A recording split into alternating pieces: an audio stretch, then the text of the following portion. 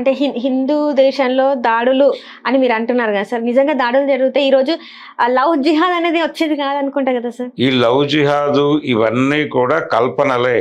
కల్పనలే అంటారు. కల్పన అంటే ఇక్కడ వీళ్ళని వాళ్ళు తీసుకెళ్ళిపోతున్నారు, వాళ్ళని వీళ్ళు తీసుకెళ్ళిపోతున్నారు, ఇదంతా ఒకే సమూహంగా బతుకుతున్నారు. అక్కడ బతుకుతున్నారు, ఇక్కడ బతుకుతున్నారు. అక్కడ హిందువులను ఎలాగైతే టార్గెట్ చేస్తున్నారో ఇక్కడ కూడా ముస్లింలను అలాగే టార్గెట్ చేస్తున్నారు. ఇక్కడ లవ్ జిహాద్ అంటున్నారు, అక్కడ కూడా అంటున్నారు లవ్ జిహాద్ అని. పాకిస్తాన్లో కూడా మా అమ్మాయిలని వీళ్ళు ట్రాప్ చేస్తున్నారు అనే మాట అక్కడ కూడా ఉంది. ఎక్కడైనా ఉంటుంది. ఇది ఒక జనరల్ ఫినామినా. మతమే ప్రమాదకరం.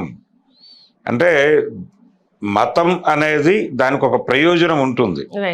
దైవ భావన, ఆధ్యాత్మికత అనేది ఒక గొడవ. అయితే ఈ మతం అనే దానికి ఒక పోలీసింగ్ స్ట్రక్చర్ ఉంటుంది. ఆ పోలీసింగ్ స్ట్రక్చర్ ఏంటంటే దీని తాలూకా పూజారి వ్యవస్థ ఉంటుంది. ఈ పూజారులు వీళ్ళందరి జీవితాలు దాంతో ముడిపడి ఉంటాయి. అందుకని తమని తాము కాపాడుకోవడానికి, తమ జీవనాన్ని కాపాడుకోవడానికి వీళ్ళు మత గ్రంథాలలో ఉన్నంత లిబరల్గా వీళ్ళు ఉండరు. ప్రతి మత గ్రంథం చాలా లిబరల్గా ఉంటుంది, కానీ ప్రతి మతం అనుసరించే వాళ్ళు చాలా రిజిడ్గా ఉంటారు.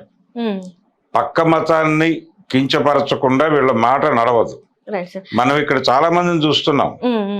ఇప్పుడు ఈ మధ్య కాలంలోనే రాధా మనోహర్ దాస్ లాంటి వాళ్ళు క్రైస్తవం మీద చేసినటువంటి విశృంఖల వ్యాఖ్యలు చూసాం. అంటే ఇప్పుడు వాళ్ళు కూడా ఏమంటారు అంటే తనేమంటారంటే మమ్మల్ని అంటే హిందువులను బలవంతంగా మాయమాటలు చెప్పి క్రిస్టియానిటీలోకి మత మార్పులు చేస్తున్నారు, అందుకే ఇలాంటి స్టాండ్ తీసుకున్నామని చెప్పేసి తను మాట్లాడుతూ ఉన్నారు. మత మార్పిడి అనేది ఎక్కడైనా సరే ఒక మతాన్ని కన్సాలిడేట్ చేయడానికి ఉపయోగపడే పదం. ఎక్కడ మత మార్పిడులు జరిగినా ఎవరు మారారు? మతం మారుతున్న వాళ్ళు ఎవరు? ఇప్పుడు ఇక్కడ కూడా మతం మారినటువంటి, ఇస్లాంలోకి మారినటువంటి వాళ్ళల్లో మెజారిటీ మైనారిటీ మతం నుంచి వెళ్ళిన వాళ్ళే ఉంటారు. మైనారిటీ కులాలు, మైనారిటీ అంటే కింది కులాలు, కింది కులాల వాళ్ళే మతం మారుతారు. ఎందుకు మారుతారు? పాలనా మతంగా ఏది ఉంటే ఆ మతంలోకి వెళ్ళటం ద్వారా కొన్ని ప్రయోజనాలు నెరవేరుతాయి అనుకుంటారు. ఇక్కడ ఉన్నటువంటి ఇబ్బందికర పరిస్థితి, క్రైస్తవంలోకి ఎందుకు ఈ దేశంలో మెజారిటీ కింది కులాల వాళ్ళు వెళ్ళారు? అది మాలా కావచ్చు, మాదిగ కావచ్చు, లేకపోతే అంతకంటే కింది కులాలైనటువంటి రెల్లి కావచ్చు, ఇంకా కింద ఉన్నటువంటి కులాలు కూడా ఉన్నాయి, డక్కలి, ఇవన్నీ. సరే, వీళ్ళందరూ ఎందుకు కొంత క్రిస్టియానిటీ వైపు మొబిలైజ్ అయ్యారు బ్రిటిష్ జమానా నడుస్తున్న రోజుల్లో అంటే, అది వాళ్ళు మిషనరీస్ పెట్టి, స్కూళ్ళు పెట్టి, వీళ్ళకి భోజనాలు, ఉపాధి అవకాశాలు ఇలాంటివన్నీ కల్పించేవాళ్ళు. తద్వారా ఆ ప్రయోజనాల కోసం ఆ మతంలోకి కూడా వెడితే, అంటే ఇక్కడ ఉన్నటువంటి క్యాస్ట్ స్ట్రక్చర్ లేదు కదా అని అటు వెళ్ళారు వీళ్ళు. తీరా వెళ్ళిన తర్వాత ఇక్కడ ఉన్నటువంటి అగ్రకులాలు కూడా అందులో చేరినాయి. చేరి రెడ్డి క్రీస్తు, కమ్మ క్రీస్తు, బ్రాహ్మణ క్రీస్తు వచ్చేసారు అక్కడ కూడా. వచ్చిన తర్వాత మళ్ళీ హిందూ మతంలో ఉన్నటువంటి క్యాస్ట్ గొడవ మళ్ళీ అక్కడ కూడా మొదలైంది. అదొక గొడవ, అదొక వైరుధ్యం. అలాగే ఇక్కడ ఇస్లాంలోకి మారింది కూడా కింది కులాల వాళ్ళే. ఏది 1000 సంవత్సరాలు ఈ దేశంలో ముస్లిం రూల్ నడిచింది. 1000 సంవత్సరాలు. నిజంగానే ముస్లింలు మత మార్పిడులు చేసుంటే ఒక్క హిందువు కూడా ఉండకూడదు కదా 1000 సంవత్సరాల పరిపాలనలో. వాళ్ళు టోటల్గా దేశాన్ని ఎందుకు మైనారిటీలుగా ఉంటున్నారు ఇప్పటికీ వాళ్ళు? అంటే కాన్షియస్గా జరగలేదు. అంటే పెద్ద వాళ్ళు, డబ్బులు ఉన్నటువంటి వాళ్ళు మారలేదు, కింది కులాల వాళ్ళు మారారు. హిందూ మతంలో ఉన్నటువంటి కుల వ్యవస్థలు కింది కులాల వాళ్ళు అటువైపుకి పోయారు తప్ప పెద్ద కులాల వాళ్ళు మామూలుగానే ఉన్నారు. ఇక్కడ నిజాం నవాబు పరిపాలనలో కూడా దొరలందరూ హిందువులే. విసునూరు రామచంద్రారెడ్డి కావచ్చు, ఇంకో రెడ్డి కావచ్చు, ఇంకో రావు కావచ్చు, వీళ్ళందరూ కూడా హిందువులే. హిందూ దొరలని ఆధారం చేసుకుని నిజాం నవాబు పరిపాలన నడిపించాడు. ఇక్కడ ప్రజల మీద నిజాం నవాబు పేరుతో జరిగిన దాడులన్నీ ఇక్కడ హిందూ దొరలు చేసినవి. హిందూ దొరల సైన్యమే ఆయన సైన్యం. ఎవరిది? నిజాం సైన్యం. అందులో కూడా హిందువుల పర్సంటేజ్ ఎక్కువే. అలాగే రజాకార్ సైన్యం, కాసిం రజ్వీ సైన్యంలో కూడా హిందువుల సంఖ్య అధికంగానే ఉండేది. ఈ నిజాలను మరుగుపరిచి దాన్ని మతపరమైన దాడిగా చూపించి, ఇక్కడ మతం మారిపోతున్నారు అనేది చూపించి పదే పదే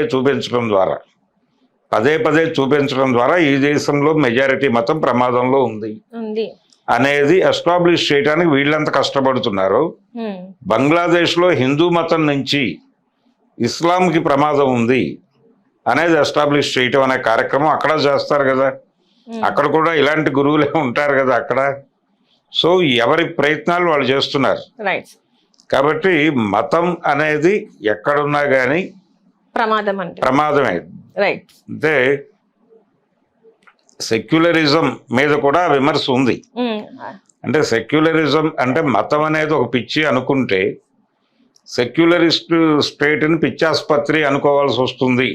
అంటే ఇప్పుడు వీళ్ళు ఎలా మాట్లాడుతున్నారంటే లెఫ్ట్ అండ్ రైట్ పార్టీస్, లేకపోతే లెఫ్ట్ వింగ్ రైట్ వింగ్ అని చెప్పేసి మాట్లాడుతున్నారు. అదే రైట్ వింగ్ లెఫ్ట్ వింగ్ అనేది ఒక బ్రాడ్ ఇది. ఇక్కడ లెఫ్ట్ వింగ్ అనేది టోటల్ గా మైనారిటీలకు అనుకూలంగా మాట్లాడతారు అనేది ఒక బ్రాండింగ్ జరిగిపోయింది.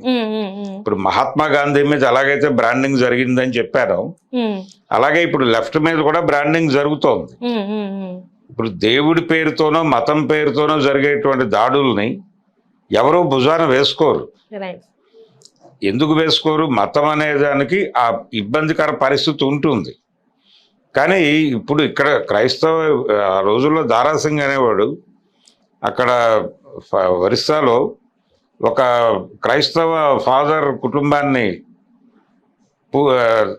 సజీవంగా తగలబెట్టినటువంటి సందర్భం మనకు తెలుసు కదా. అతను ఎలా తగలబెట్టాడు అదంతా కోర్టులో ప్రూవ్ అయినటువంటి వ్యవహారమే కదా.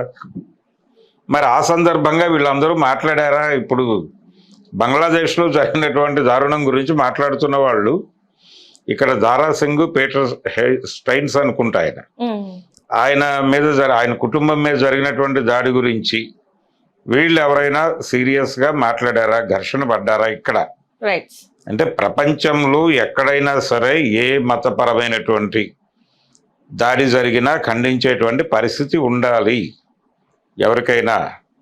అంటే మతం అనేది ప్రమాదకరం.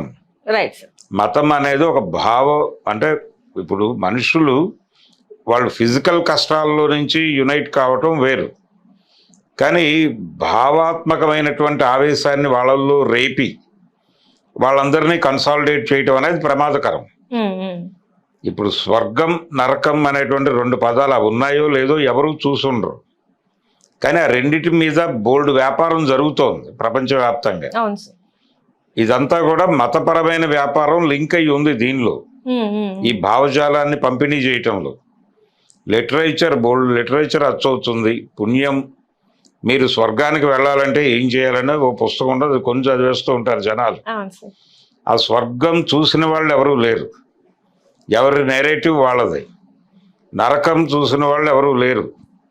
ఇలాంటి అసలు మనం చూడని సరుకుల్ని మన చేత కొనిపించి వ్యాపారం చేసేసుకుంటున్నటువంటి పరిస్థితి ఉంది.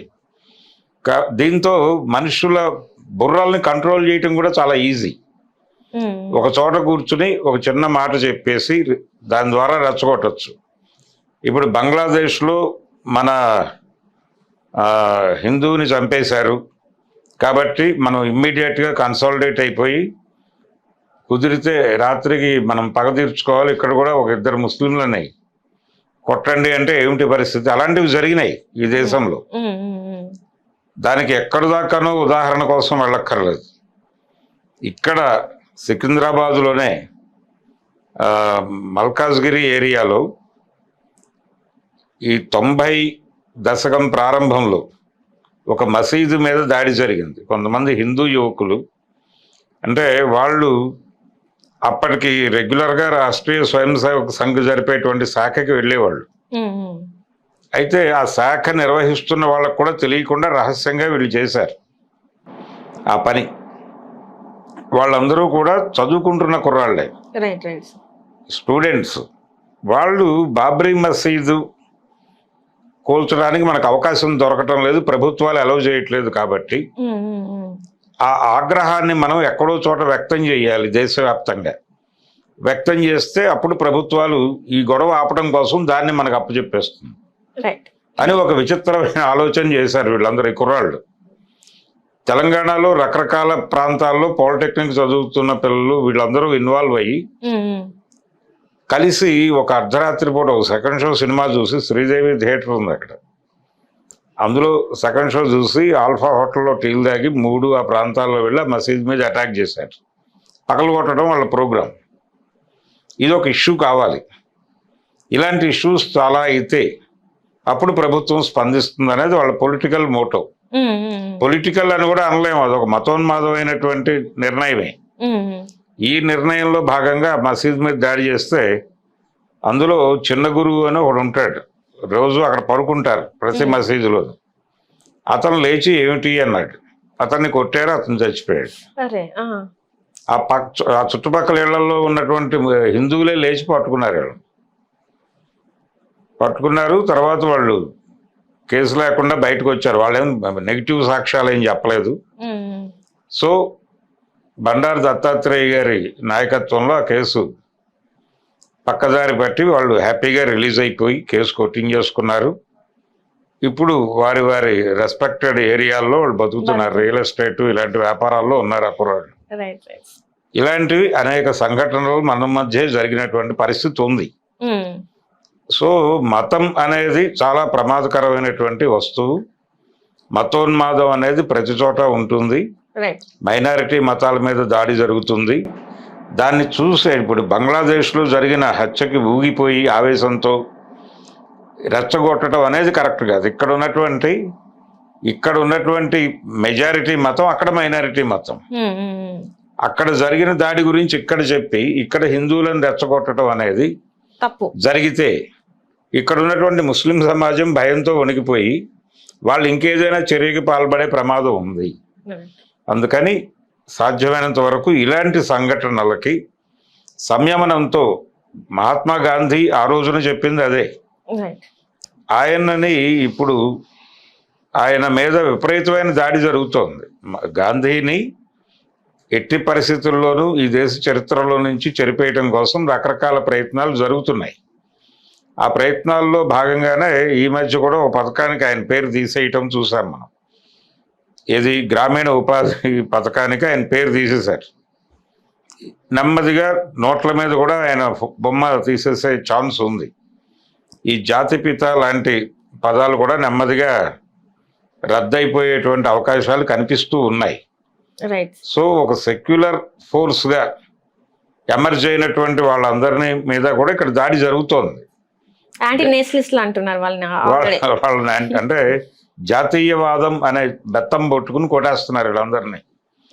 ఇటువంటి కండిషన్లో మనం ఇప్పుడు బంగ్లాదేశ్లో జరిగింది కానీ లేకపోతే పాకిస్తాన్లో ఇలాంటి సంఘటన జరిగినా అక్కడున్న మెజారిటీ మతం చేసినటువంటి దుర్మార్గం గురించి మాట్లాడుకుందాం. అక్కడ ఉన్నటువంటి రాజకీయ పరిస్థితుల గురించి మాట్లాడుకుందాం. ఆ రాజకీయ ఉన్మాదం అంటే మతం ప్లస్ రాజకీయం కలిసి, అంటే రాజకీయ ప్రయోజనానికి మతాన్ని వాడటం అనేది ప్రతి చోట జరుగుతుంది. ఇప్పుడు క్రైస్తవ దేశాల్లో కూడా జరుగుతుంది. అది ఇక్కడ జరుగుతుంది, ఇక్కడ జరగదు అనేటువంటి ఇది లేదు.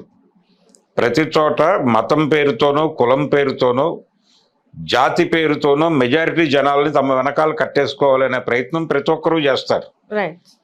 అదే అక్కడ జరుగుతోంది, ఇక్కడ జరుగుతోంది. ఇలా చెయ్యటం తప్పు అనే దాని మీద మాత్రమే మాట్లాడాలి తప్ప రెచ్చగొట్టే ప్రసంగాలు ఎవరు చేసినా, ఇప్పుడు ట్వీట్లు చేస్తున్నారు కొంతమంది, ఆ ట్వీట్లలో ముస్లిం వ్యతిరేకత మాట్లాడుతున్నారు ఎక్కువగా.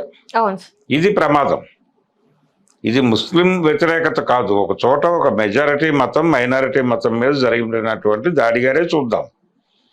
అక్కడ ఉన్నటువంటి ప్రయోజనాలు ఏమిటో అర్థం చేసుకుందాం. ఎందుకు అది ఊరికనే జరగలేదు, ఆ హత్య ఊరికనే జరగలేదు. అక్కడ ముస్లింని అంటే టోటల్గా ముస్లిం సమూహాన్ని తన వెనక కన్సాలిడేట్ చేసుకునేటువంటి ప్రయోజనంలో భాగంగానే ఒక సమూహం ఆ హత్య చేసింది. ఇది వాస్తవం. దాని గురించి కొంచెం లోతుగా అధ్యయనం చేసి మాట్లాడటం మంచిది. కానీ తొందరపడి మతోన్మాదాన్ని రెచ్చగొట్టే పద్ధతిలో దీన్ని వాడుకోవటం రైట్ అనే దాన్ని మాత్రం సీరియస్గా ఖండించాల్సి ఉంటుంది. Right right sir right. Thank you so much sir. Thank you.